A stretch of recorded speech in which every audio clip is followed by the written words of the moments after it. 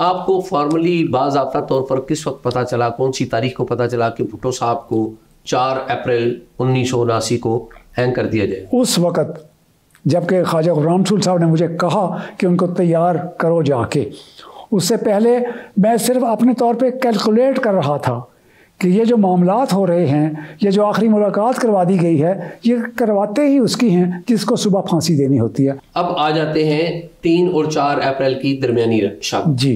बेनज़ीर भुट्टो और नुसरत भुट्टो जो है वो सियाला रेस्ट हाउस जा चुकी हैं, वो जा चुकी हैं और भुट्टो जो है वो सोए में, उनको जाके आपने जगा दिया और भुट्टो साहब को यकीन नहीं आ रहा कि क्या वाकई मेरी जो फांसी है वो आज रात को है।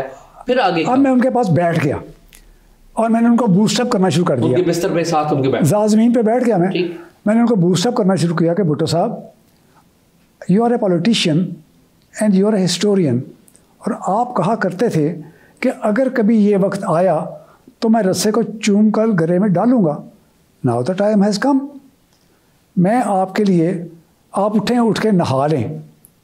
तो कहते नहीं, मैं ऐसे ही जाऊंगा। Am I not looking fresh? मैं कहा सर आप कम से कम मुँह हाथ ही धो रहे हैं, मैं गर्म पानी लेके आया हुआ हूँ। तो कहते नहीं मैं ऐसे ही जाऊंगा। मैं कहा ठीक है। मैं कहा सर सुबह मैं बेनज़ीर साहिबा को मिलने के लिए जाऊंगा, अगर कोई ऐसी बात जो आप उनसे ना कह सके हों मुझे बता दें, मैं उनको जाके सुबह बता दूंगा। कहते नहीं हमने जो बात करनी थी वापस में कर ली है। इतने में सुपरिटेंडेंट जेल, बशीर खान साहब मजिस्ट्रेट और कर्नल साहब रफ़ी, ये तीनों एंटर हो गए। तो उन्होंने आके सलाम किया। बशीर खान साहब ने अपना तारफ़ कराया। तो उन्होंने बताया कि मेरा नाम बशीर अहमद ख़ान है और मैं आपकी वसीयत जो है वो अटेस्ट करने के लिए आया हूँ। I have come to attest your will, अंग्रेज़ी में उसने कहा। तो भुट्टो साहब ने कहा कि वसीयत जो है अब किताबों में लिखी जाएगी। ये भुट्टो साहब ने, अब वो भुट्टो साहब थोड़े थोड़े अपने आप को बहाल कर रहे थे और उन्होंने अपने आप को घसीट कर दीवार के साथ बिठा लिया हुआ था। बिस्तर के ऊपर ही ज़मीन पर ही बैठे हुए थे। अब मैं उनके पास खड़ा था। ये बात जब हो गई तो बशीर खान जो थे इतना कह के बाहर आ गए। तो मुझे चौधरी यार मोहम्मद साहब कहने कि अब इनको ले चलें। मैं कहा जी ठीक है। अब ये चौधरी यार मोहम्मद जो कि जेल सुपरिटेंडेंट जेल थे, अब ये सारे बाहर आ गए। अब मैं भुट्टो साहब के पास बैठा हुआ हूँ और उनको कह रहा हूँ कि भुट्टो साहब चलें, फिर चलते हैं, फासला दूर है, रात को बारिश भी होती रही है, अगर आप इतनी दूर चल के ना जा सकते हो तो मैंने स्ट्रेचर का इंतज़ाम भी किया हुआ है, वो मैं स्ट्रेचर मंगवा लेता हूँ। नहीं मैं तो चल के जाऊँगा। तो मैं कहा चल उठें। अच्छा, तो भुट्टो साहब ने कपड़े कौन से पहने हुए थे? और भुट्टो साहब का जो उन्होंने था 1772 था गालिबन। क्या जी? कैदी नंबर जो भुट्टो साहब। जी। उन्होंने हल्के हम तो उसको पंजाबी में कहते हैं, ये जो गेरवा सा कलर होता है, ईंट का जो कलर होता है, उस कलर का शलवार कुर्ता था वो। ये जेल का लिबास था? जेल का लिबास उन दिनों में सफ़ेद होता था, ये उनके अपने प्राइवेट कपड़े थे।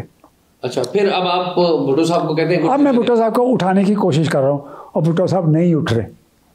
अच्छा चलता हूँ, I would like to have a cup of coffee. अब मैं बाहर आया, मैंने चौधरी साहब से कहा कि सर वो कॉफ़ी मांग रहे हैं। तो उन्होंने कहा कि नहीं सामान सारा पैक हो गया, वी आर गेटिंग लेट, तो अब आप उनसे कहो कि चलो।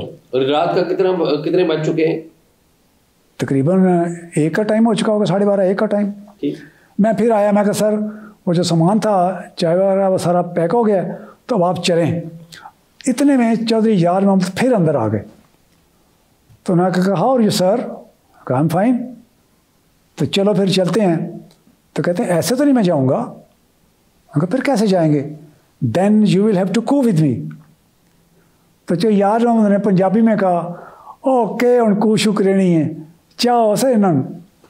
तो हम 4 आदमियों ने, 2 आदमियों ने उनकी टांगों से, 2 आदमियों ने उनके बाजुओं से उनको पकड़ा और स्ट्रेचर जो था वो अपने वहाँ रखा हुआ था, उनको आके स्ट्रेचर पे रख दिया। भुट्टो साहब की जो वो चीज़ें थी वो मैंने समेटी और भुट्टो साहब के हाथ जो थे उनके सीने पे ऐसे करके उनको हथकड़ी लगा के और वो चाबी जो थी मैंने अपनी जेब में रख ली।